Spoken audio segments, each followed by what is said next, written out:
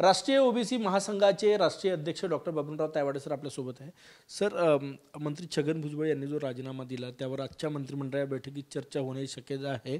OBC विरुद्ध मराठा असा वादही होण्याची शक्यता आहे बैठकीत. नाही, हे बघा की आपण एवढ्या दिवसापासून बघतो आहे, छगन भुजबळ साहेबांनी कधीही मराठ्यांच्या आरक्षणाला विरोध केला नाही.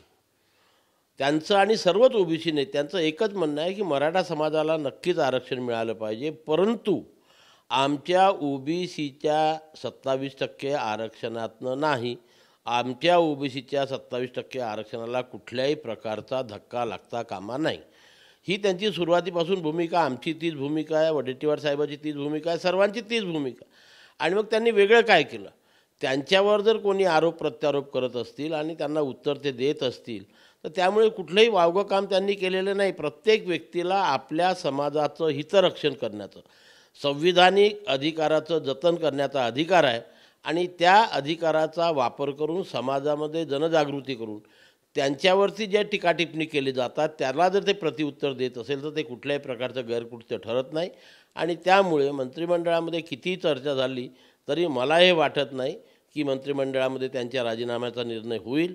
आणि जर तशा प्रकारचा निर्णय झाला तर या सरकारच्या विरोधामध्ये या राज्यातील संपूर्ण ओबीसी समाज रस्त्यावरती उभा राहील.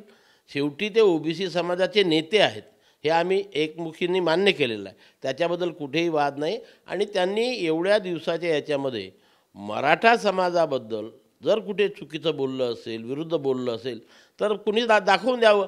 एक व्यक्ती त्यांच्यावरती आरोप करत असेल ना त्या व्यक्तीच्या विरोधात ते बोलत असेल तर त्याच्यावरती कुठलंही गैर नाही, ह्या मताचा मी आहे. म्हणजे आजच्या मंत्रिमंडळाच्या बैठकीत तुम्ही म्हणतायत की राजीनामा स्वीकारू नये, स्वीकारल्यास तुम्ही आंदोलन करणार? नक्कीच करणार, नक्कीच करणार.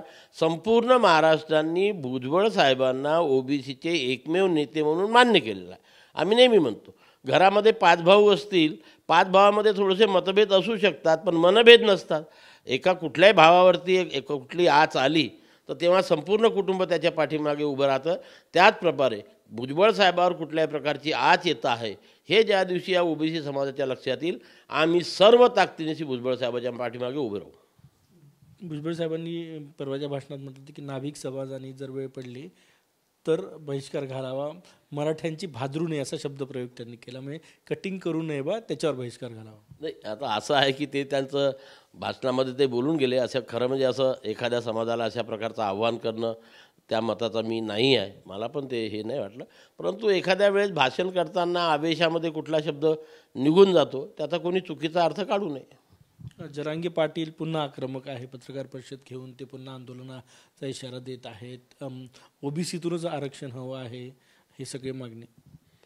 अरे बाबा, मला एक सांगा ना की त्या दिवशी 26 तारखेला सरकारसोबत चर्चा होऊन सरकारने GR काढला, ते समाधानी झाले, गुलाल उधळला, सर्व झालं, त्यांच्यामध्ये त्यांना सर्व मिळालं. मग आता आरक्षण कशा करता, आता उपोषण कशा करता? जर त्यांना मिळालं नसतं मग त्यांनी उपोषण कसं मागे घेतलं किंवा ती यात्रा कशाला मागे घेतली आणि गुलाल कशाला उधळला? सरकारने त्यांनी जे मागितलं ते सरकारने त्यांना दिलं.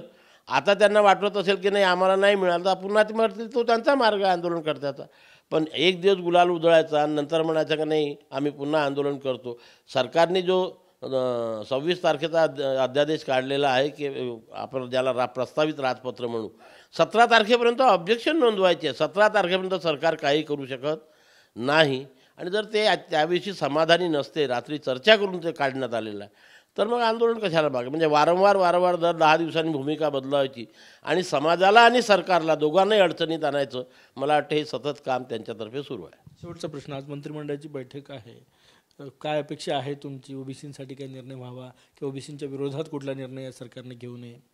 नाही, हे बघा, आमची सुरुवातीपासून भूमिका आहे, त्या भूमिकेवर आजही आम्ही ठाम आहोत की ओबीसी समाजाला मिळत असलेल्या आरक्षणाला सरकारने कुठल्याही प्रकारचा धक्का लावू नये, ओबीसीमधून मराठा समाजाला आरक्षण देऊ नये आणि सरसकट कुणब्यांची प्रमाणपत्रंसुद्धा देण्यात येऊ नये, ही आमची सुरुवातीपासूनची भूमिका आहे आणि त्या भूमिकेवर आम्ही आजही ठाम आहोत. खूप खूप धन्यवाद. कॅमेरामॅन सचिन साहेबांसह गजानन माटे, TV9 मराठी, नागपूर.